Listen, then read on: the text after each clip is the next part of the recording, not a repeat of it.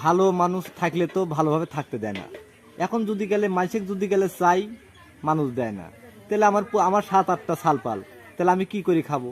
এলাকার লোক তো ধনী ধনী লোক আছে, চাইলে জাকাত ফিতরা কিছু দেয় না, চোখে মানে পড়েই না। এই জন্য আর কি করব?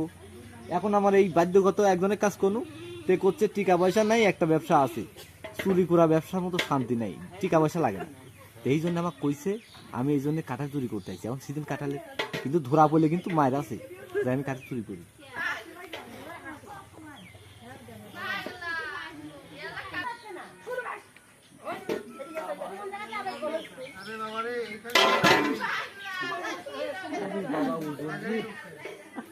আজ বেশি কাঁঠাল চুরি করবো না, আবার একটি গাদি দিয়ে একটা টাক লোড করি, আবার বগুড়া যাবে।